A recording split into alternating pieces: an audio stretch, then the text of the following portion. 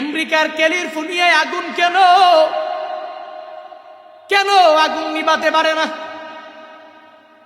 সাংবাদিকেরা কয় আগুন কেন নিবে না, কেন নিভাতে পারি না, কেমনে লাগলো এই ব্যাপারেও জানা নাই। কেন আগুন নিবানো যায় না সাংবাদিকেরা জানে না, কিন্তু যারা মুসলমান এরা জানে ক্যালিফোর্নিয়ায় আগুন লাগলো কেন, কেন আগুন নিবানো যায় না। এ ব্যাপারে মুসলমানরা পরিপূর্ণভাবে ভালো করে জানে রে বাপ।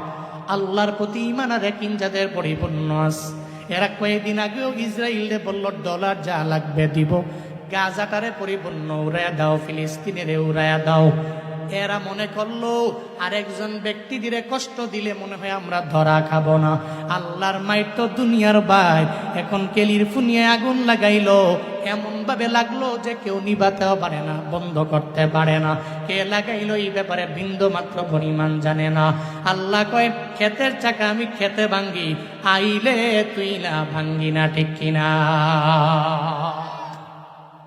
ফিলিস্তিনি মুসলমানদের কান্নার আওয়াজ এই আগুন লাগাইল। এই মাজলুমদের আর্তনাদ, যেই মাজলুমেরা চোখের পানি ফালায় কান্না করলে বুলেট মিস হতে পারে, এই কান্না আমার রবের দরবারে যাইতে মিস হয় না। বুলেট মিস হতে পারে, কিন্তু মাজলুমদের চোখের পানি রবের দরবারে যাইতে মিস হতে পারে। এজন্য ফিলিস্তিনি মুসলমানদের আগুন লাগিয়েছে ক্যালিফোর্নিয়ায়। এটার পাওয়ার কত জানেন? মজলুমের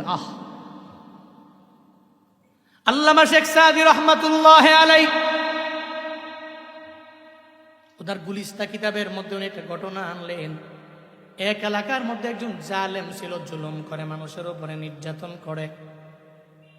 2 তলা বিশাল একটা ভবন। হঠাৎ করে তাকায়া দেখে পুরা ভবনের মধ্যে আগুন লাইগা ভবনটা পুইরা গেছে। জালেম বিল্ডিং এর পাশে দাঁড়ায় দাঁড়ায়, দালানের পাশে দাঁড়ায় দাঁড়ায় চোখের পানি ফালায়া ফালায়া কান্দে। আর কয় কিসে আগুন লাগাইল, কেন আগুন বন্ধ করতে পারি না? পাশ দিয়ে একটা বুজুর্গ যায়, একটা পীর পাশ দিয়া দিয়া হাইটা যায়। একটা পীর বুজুর্গ কয়, কিরে জালেম তুই কান্দকে? কয় 2 তলা দালানটা কে যেন আগুন লাগাইলো, কিভাবে যেন পুইরা গেল। কয় আগুন তো কেউ লাগায় না, গরিবের উপরে যে বারবার জুলুম করলা, নির্যাতন করলা, ওই গরিবের শব্দটা আমার মাওলার দরবারে পৌঁছা গেছে। ওই গরিবের শব্দের আল্লাহ আগুনটা লাগায়া দিছে।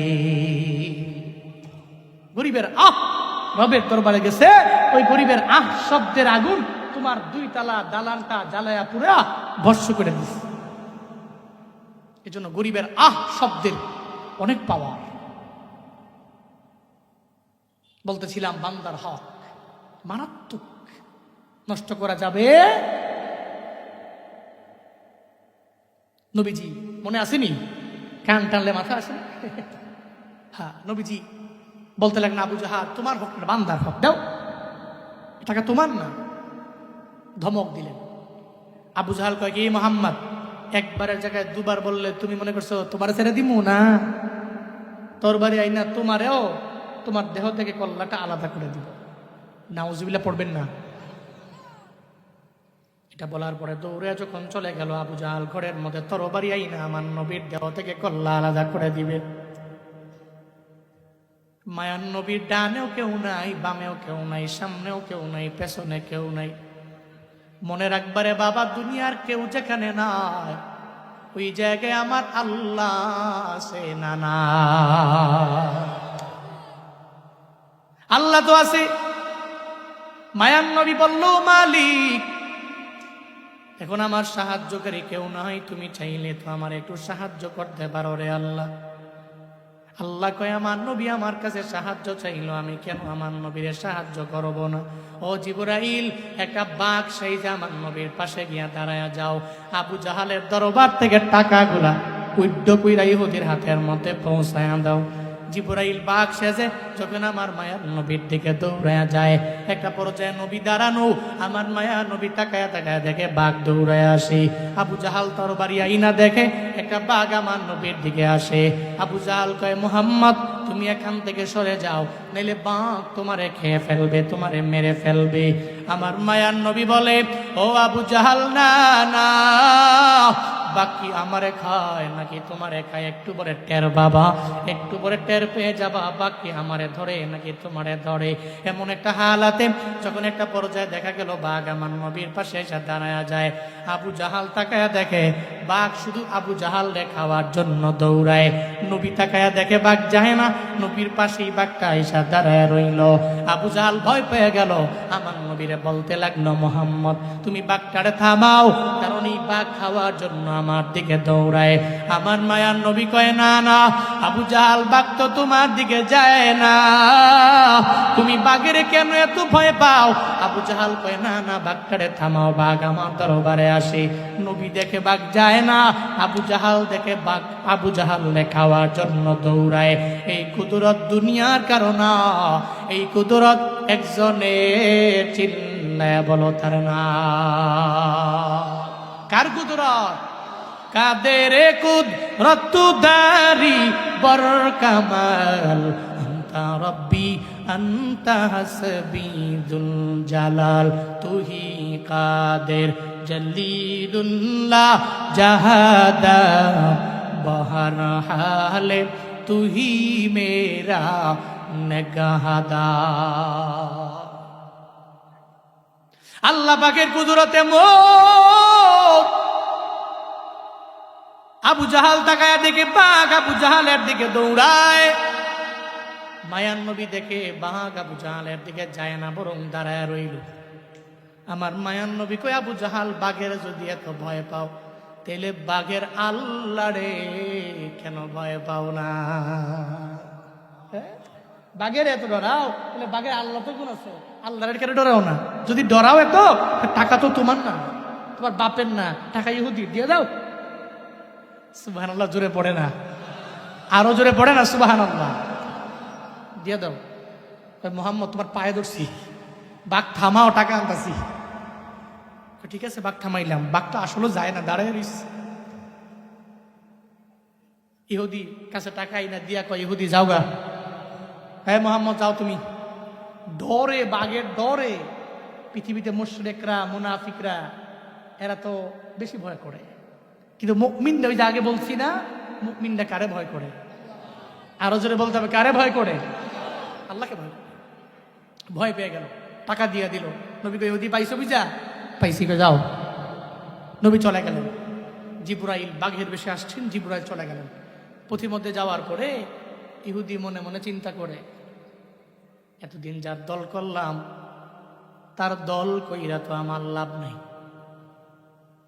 যেই ব্যক্তিটা আমানতদার না, যে বিন্দু মাত্র পরিমাণ মানুষের আমানতটাকে আমানতদারিতার সাথে রাখতে পারে না, জীবনেও কোনোদিন তার দলের মেম্বার আমি হতে পারি না। যেই মুহাম্মদের গালি দিলাম সারা জীবন লাগায়া, ওই মুহাম্মদের মতো আমানতদার এই দুনিয়ার মধ্যে আর 2 নাম্বার কেউ হতে পারে না। যেই মুহাম্মদের গালি দিয়েছি, ওই মুহাম্মদ একটা কালেমার দাওয়াত দেয়, জীবনেও কোনোদিন এটা মিথ্যা হতে পারে না, পারে না।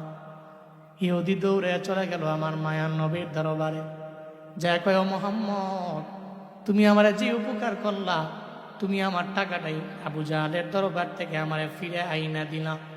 তোমার মতো ভালো মানুষ এই জগতের মধ্যে কেউ হতে পারে না।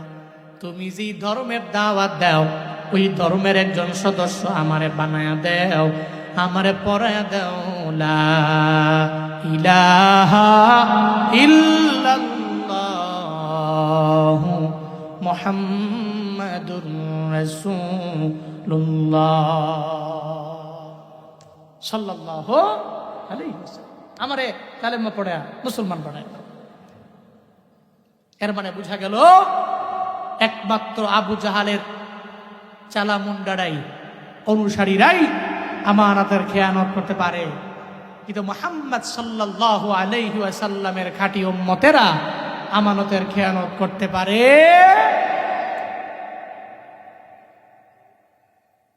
2 নাম্বার গেল। 3 নাম্বার নবীজি বলছেন, যাকাতু মাগরামা। আমার উম্মতেরা যাকাতকে মনে করবে জরিমানা। কি মনে করবে? সবাই বলতে হবে কি মনে করবে? জরিমানা মনে করবে। জাকাত মনে করবে জরিমানা।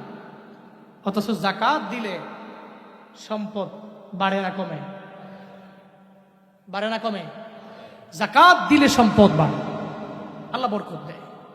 কিন্তু নবীজি বলছেন উম্মতেরা এমন একটা পর্যায়ে আসবে এদের ভিতরে, এরা জাকাতকে জরিমানা মনে করে। 1 লক্ষ টাকার জাকাত 20,000 টাকা দিয়া বাকি 80,000 টাকায় নিজের কাছে রাইখা দিবে, মনে করবে যেটা জরিমানার মতো। এরকম আছে না নাই? এমন লুঙ্গি দেয় জাকাত হিসাবে, মাশাআল্লাহ। এই লুঙ্গি নিয়ে গরিবে পড়ার পরে একবারের জায়গায় 2 বার পড়ছে, আর ধুইছে লুঙ্গি তেনা তেনা, টান দিলে সিরা জায়গা। গরিবে কয় এরম লুঙ্গি না দিলেও পারতেন, এতে বালাটা আমার গরুই আছে। এরকম আছে না নাই? আছে না নাই? মনে করে জাকাত জরিমানা। আজকের মাহফিলের সম্মানিত প্রধান ওয়াইজ হযরত মাওলানা কারি আব্দুল কাইয়ুম মিয়াজি সাহেব দামাত বারাকাতুহু ভাই আসছেন। নির্দিষ্ট সময়ে আসবেন, বয়ান শুনবেন, আপনারা ধৈর্য সহকারে বসুন। মনে করবে জাকাতকে জরিমানা, অথচ মুমিন যারা এরা জাকাতকে জরিমানা মনে করতে পারে? পারে পারে পারে পারে পারে। 3 নাম্বার গেল। 4 নাম্বার নবীজি বলছেন আতো আর রজুল জাওজাতাহু ওয়া আক্কা উম্মাহু, তার বউকে প্রায়োরিটি দিবে, বউকে বেশি ফলো করবে।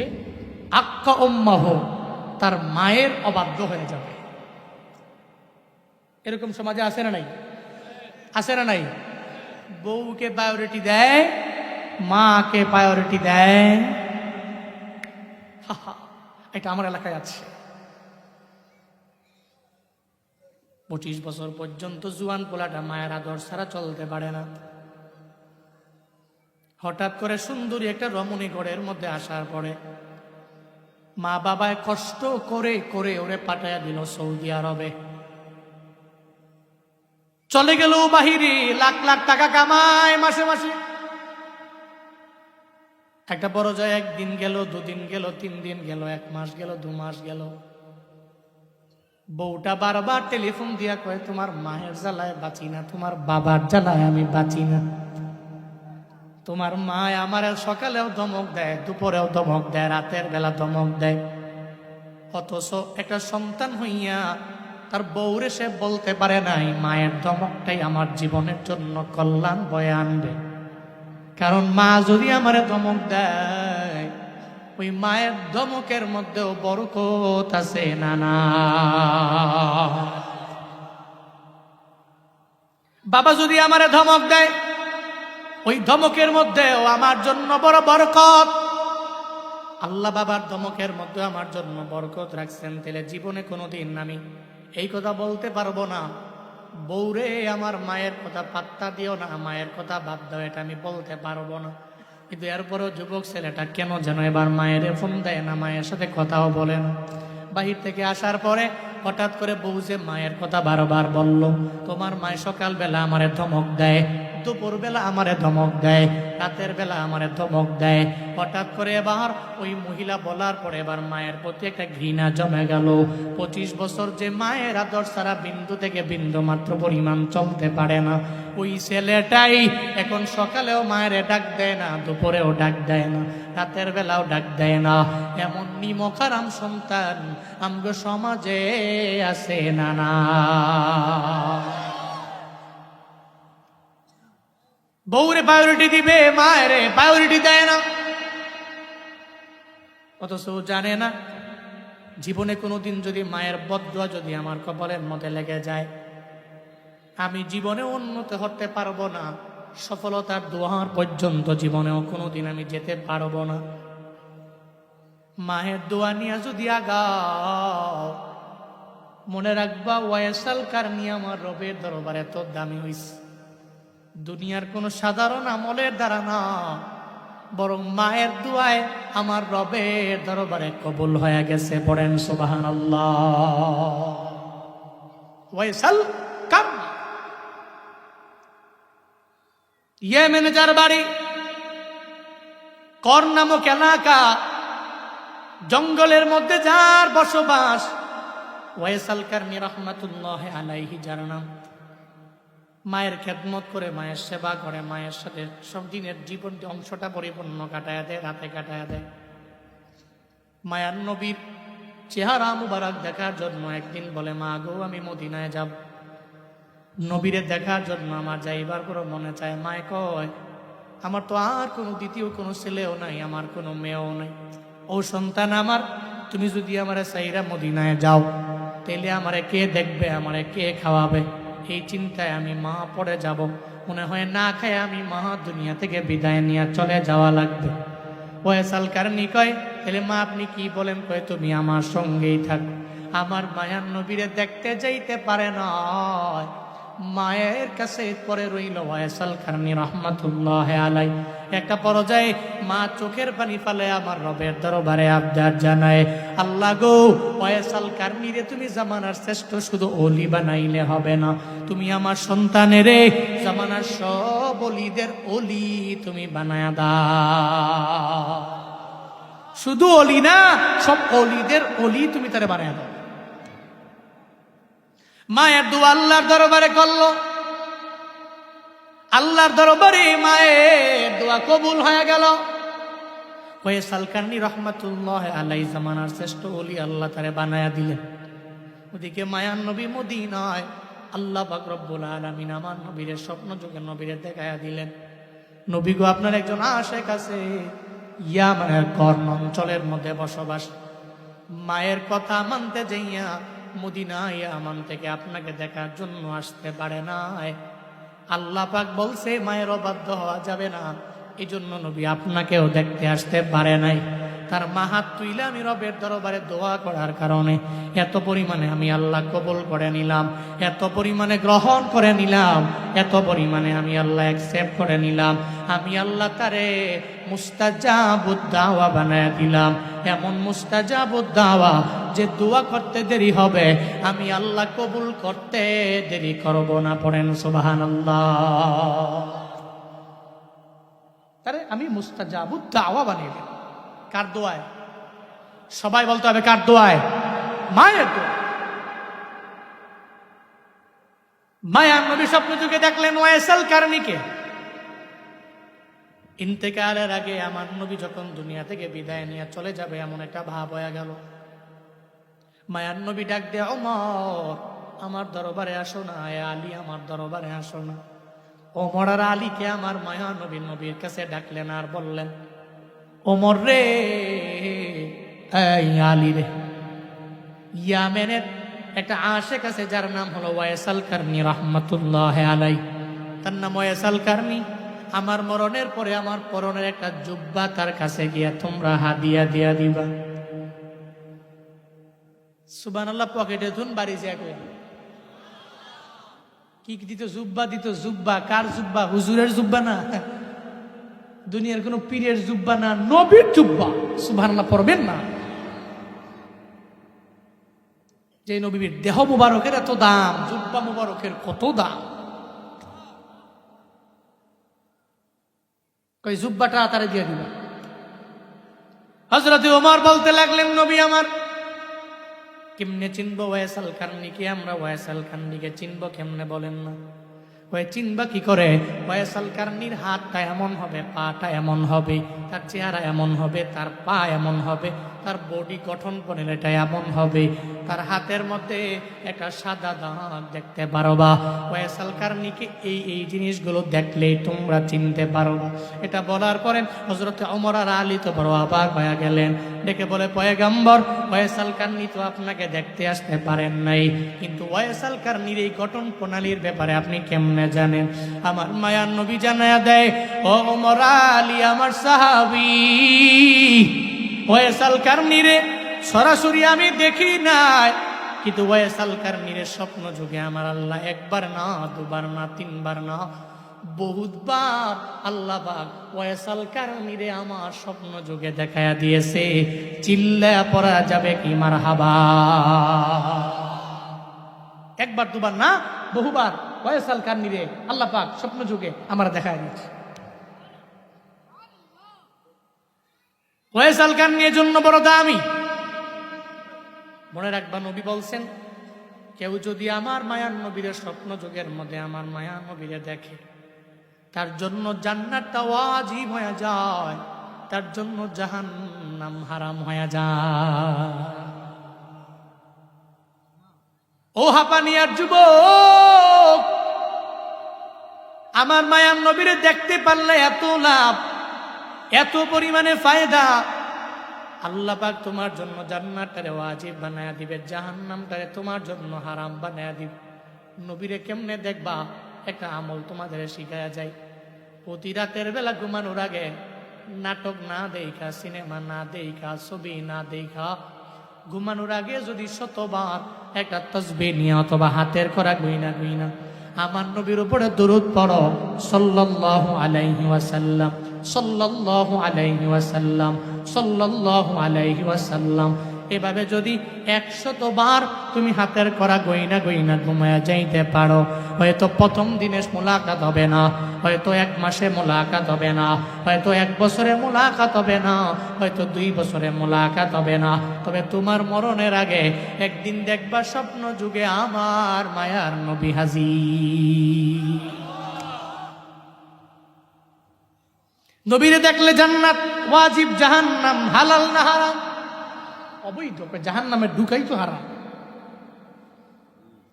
ওয়াইস আল কারনি নবীরে দেখে নাই, নবীজি ওয়াইস আল কারনিরে দেখছে। নূরুন আলা নূর, সুবহানাল্লাহ পড়বেন না? নবী কয়, এই জিনিস দেখলে ওয়াইসে চিনবা। ওমর আর আলী নবীজির ইন্তেকালের পরে জুব্বা নিয়ে গেলেন, এলাকায় যাওয়ার পরে কই রে ওয়াইস আল কারনিরে চিনো? অনেকে চিনে না, এক রাখাল কই চিনি। হয়তো রাখাল হই, জঙ্গলে থাকে, তবে জানি মার খেদমত করে। সুবহানাল্লাহ পড়বেন না? মাকে বড্ড ভালোবাসে। রাতের বেলা সেজদায় পড়ে পড়ে চিল্লায়া চিল্লায়া হাউ মাউ করে রবের দরবারে কান্দে। তার নাম ওয়াইস আল কারনি।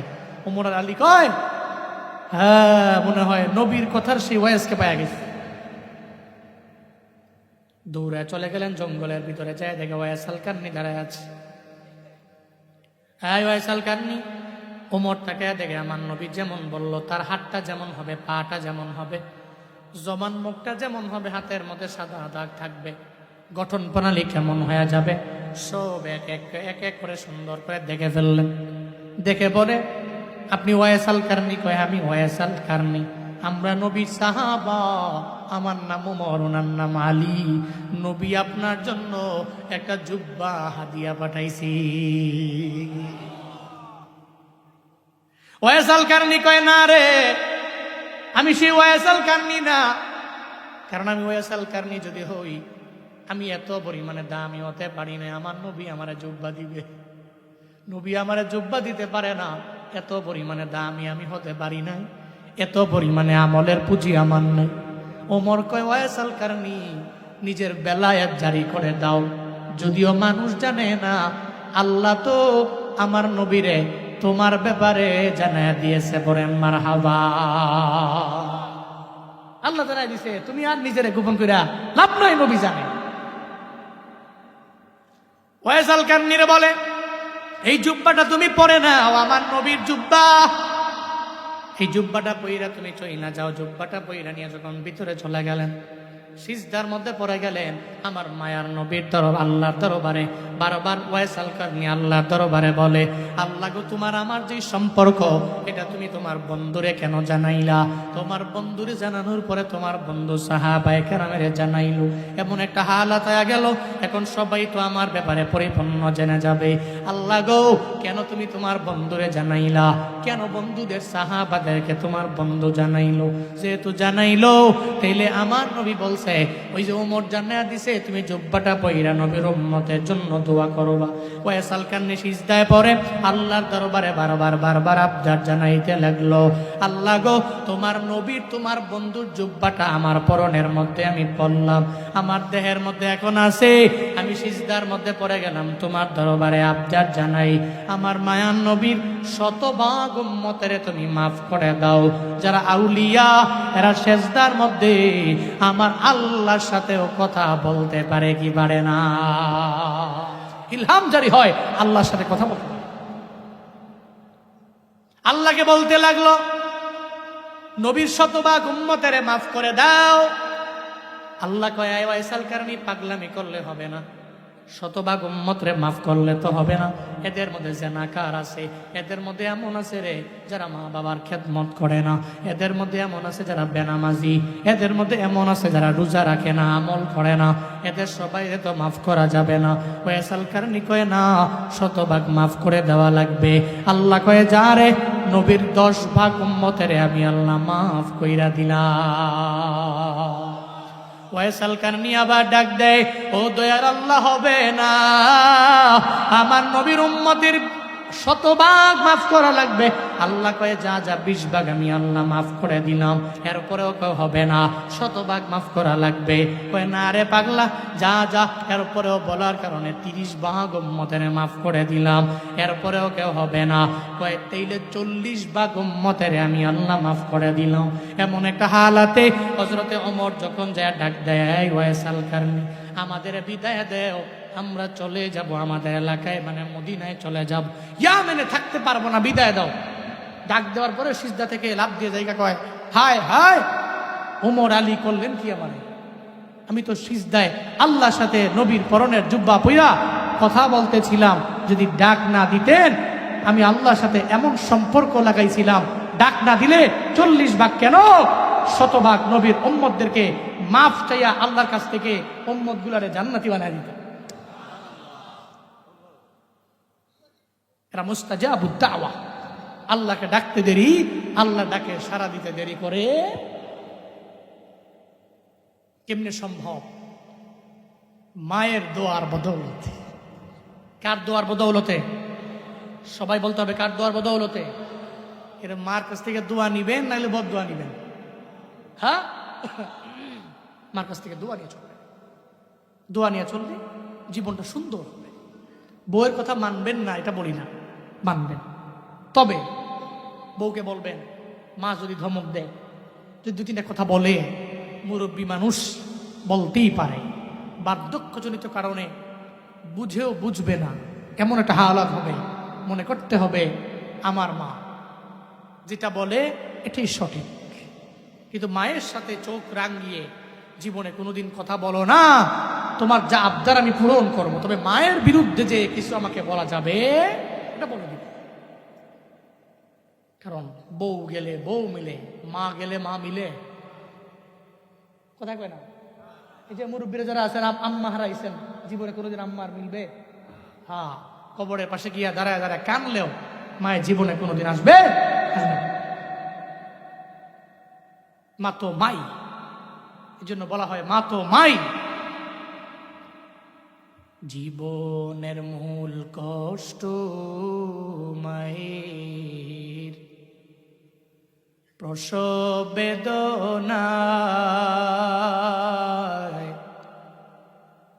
সাত আসমান সাত জমিন তখন মায়েরই মাথায়। জীবনের মূল কষ্ট মায়ের, প্রসব বেদনায়, সাত আসমান সাত জমিন তখন মায়েরই মাথায়। এমন মা কি কেমনে আজি,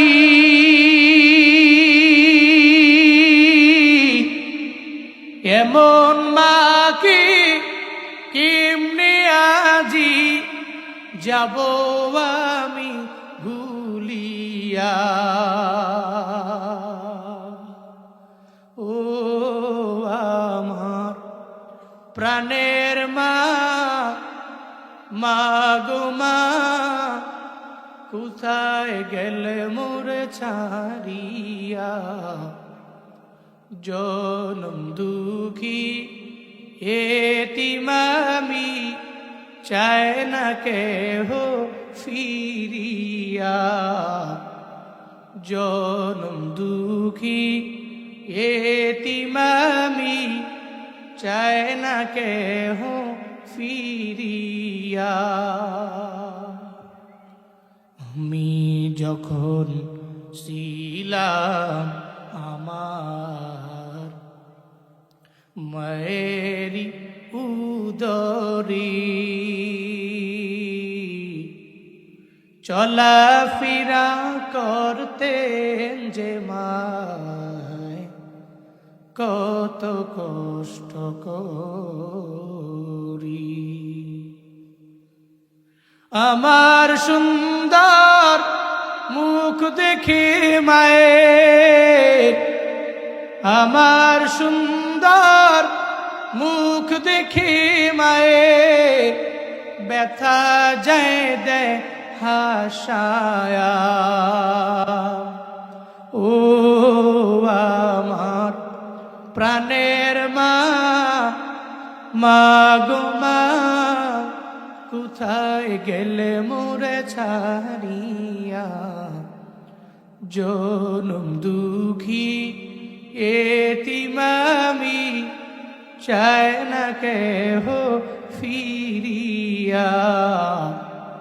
জনম দুঃখী এতিম আমি, চায় না কেহ ফিরিয়া। জনম দুঃখী এতিম আমি, চায় না কেহ ফিরিয়া।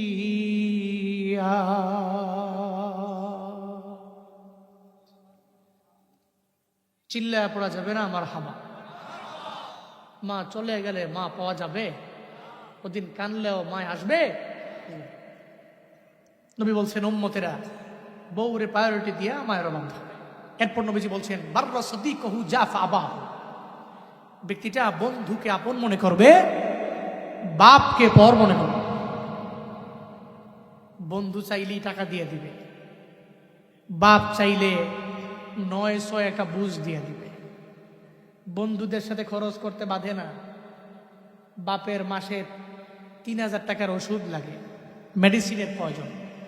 বড় ভাই ঠেলা দেয় মেজো ভাইরে, মেজো ভাই ঠেলা দেয় ছোট ভাই। ঠেলতে ঠেলতে বাপে পরে কষ্ট নিয়া অসুস্থতায় ভুগে মেডিসিনের অভাবে মারা যায়। কপাল পোড়াই সন্তান বন্ধুরে আপন মনে করে বাপরে পর মনে করে। এ সময়টা বর্তমানে আছে না নাই? আছে না নাই? নবীজি বলছেন। এরপর নবীজি বলছেন ওয়াত্তাফাতিল আসওয়াতু ফিল মাসাজিদ, মসজিদের সুরগোল বেড়ে যাবে, হট্টগোল বেড়ে যাবে, মসজিদের মধ্যে আওয়াজ বেশি হবে। এই সময়টাও আসছে। মসজিদে ঝগড়া আছে না নাই? ঝগড়া আছে। মসজিদে ঝগড়া করা যাবে? ঝগড়া করার জায়গা? দুনিয়াবি কথা বলা আদেশ না নিষেধ? অনুমতি আছে? তো ওই জায়গায় ঝগড়া করেন কেমনে? জুমার দিন আসলে তো সালামটা ফিরাইতে দেরি, খতিব সাহেব একজন দাঁড়ায় লিছে না, কয় কি রে তোরা না কইলাম এই কাজটা করতি? আর একজনে হেফাজতে দাঁড়ায় কয় কি আপনি তো ফন্ডিত করেন কে রে? আর একজনে কয় তুই আমার ফন্ডিত কইলি, লেগে লাইছে না। এটা কি মসজিদ না বাজার এর বুঝি না। আছে না? নিজের পণ্ডিত মনে করা যাবে। মসজিদ কার ঘর? কার ঘর? দুনিয়াবি কথা বলা যাবে? ঝগড়া লাগা যাবে? মারামারি করা যাবে? নবীজি বলছেন আমার উম্মতেরা মসজিদে হট্টগোল করবে। এরপর নবীজি বলছেন ওয়াকানা যাঈমুল কওম আরজালাহুম, সম্প্রদায়ের লিড দিবে বকলম নেতা, নিজের নাম নিজে লিখতে পারে না, সে সম্প্রদায়ের লিডার, কওমের লিডার, উপজেলার লিডার, জেলার বড় নেতা। টাকা আছে এই জন্য নেতা। আছে না নাই? কথা বলেন না, আছে না নাই? আমি বলছি না নবীজি বলছেন? নবীজি বলছেন কানা যাঈমুল কওম আরজালাহুম, প্রায়োরিটি দেওয়া হবে কওমের এমন এক নেতাকে যেই নেতা বক। এরপর নবীজি বলছেন উকরিমার রুজুল মাখাফাতা শাররি, ব্যক্তিকে সম্মান করা হবে তার অনিষ্টতা থেকে বাঁচার জন্য। ব্যক্তিকে সম্মান করা হবে তার অনিষ্টতা থেকে বাঁচার জন্য। কেমন? এই ব্যক্তির নাম না দিলে মসজিদ বন্ধ করে দিব, মাদ্রাসা বন্ধ হয়ে যাবে, মাহফিলের পারমিশন মিলবে না, এই ডরে পোস্টারে ব্যানারে নাম তো দিতেই হবে। একটা সময় তো এমন ছিল, এমপি সাহেবের নাম যদি বক্তাদের উপরে না হয়, নিচে যদি হয়, তাহলে এই মাহফিলের পারমিশন মিলে না। তাহলে বোঝা গেল মন দিয়ে সম্মান করে নাই। হ্যাঁ, ডরে ভয়ে উপরে ওনার নাম দিছে, এত বড় পীড়া, বক্তার নাম দিছে নিচে ছোট পীড়া। অথচ উনি জিন্দেগিতেও জীবনও মাদ্রাসার বারান্দা যায় নাই, ওনার নাম দিছে বড় পীড়া। কেন দিছে? উদ্দেশ্য হইল এ ব্যক্তির অনিষ্টতা থেকে আমার বাঁচতে হবে, পারমিশন তো লাগবে। নবীজি বলে গেছেন, উকরিমার রজুল মাখাফাতা শাররি, ব্যক্তিকে সম্মান করা হবে তার অনিষ্টতা থেকে বাঁচার ভয়। এরপর নবীজি বলছেন, শুরিবাতিল খুমু, আমার উম্মতের ভিতরে মদ বেড়ে যাবে। কি বেড়ে যাবে? মদ্যপান আছে না? হ্যাঁ, মদ খায়া টাল হইয়া বউ রে কয় মা, মা রে কয় বউ, আছে না নাই? এই জন্য তো মদ খাওয়া হালাল না হারাম? হালাল না হারাম? হারাম। মনে পড়ে গেছে, দুই বন্ধু মদ খায়া টাল হইয়া ঢাকার শহরে হাঁটতাছে। গুলিস্তানে আসার পরে এক মদখোর বন্ধু আরেক মদখোর বন্ধুরে কয়, বন্ধু, গুলিস্তানের 10 তলা বিল্ডিং রাস্তার মাঝে কেমনে আইলো? এক মদখোর আরেক মদখোরে কয়, তো আরেক ওই বন্ধু কয়, হেসাই তো গুলিস্তানের 10 তলা বিল্ডিং তো ছিল রাস্তার পাশে, মাঝখানে কেমনে আইলো? তো কি করবো? কয়, চল তেলে ধাক্কায় সোজা করে দিই, সোজা না করতে পারলে কালকে আবার বাস আইসা অ্যাক্সিডেন্ট করবে। চল তেলে। দুইজনে মিলে ধাক্কানি শুরু। ওরে ধাক্কানি কারে কয়? কি ভাই কাইসা বলছো? হ্যাঁ, আচ্ছা আমি বলবো নাকি করে দিব? আচ্ছা ভাই, ভাই আসো, ওই ভাই আসতে জরুরি। আচ্ছা ঠিক আছে, আমি ইন ফিউচারে আমি বলে যাই লাস্ট কথাগুলো, দাঁড়ান একটু। শুরিবাতিল খুমুর, মদ্যপান বেড়ে যাবে। লুবিসাল হারির, রেশমি কাপড় পরিধান করা হবে। অত্তুখিসাতিল কয়নাত ওয়াল মাআজিফ, বাদ্যযন্ত্র এবং গায়ক গায়িকা, নায়ক নায়িকা বেড়ে যাবে। লাআনা আখিরু হাদিহিল উম্মতি আউওয়ালাহা, এরা পূর্ববর্তী মানুষগুলোকে বেশি গালিগালাজ করবে। 15টা, এই 15টার বিষয় থেকে আল্লাহ আমাদেরকে হেফাজতে থাকা, রক্ষা করার তৌফিক দান করেন। সকলেই পড়ি আমিন। বারাকাল্লাহু লানা ওয়া লাকুম ফিল কুরআনিল আযীম ওয়া নাফা'না ওয়া ইয়্যাকুম বিল আয়াত ওয়াজ যিকরিল হাকীম ওয়াস্তাগফিরুহু ইন্নাহু হুয়াল গফুরুর রহিম। ওয়াসসালামু আলাইকুম ওয়া রাহমাতুল্লাহ।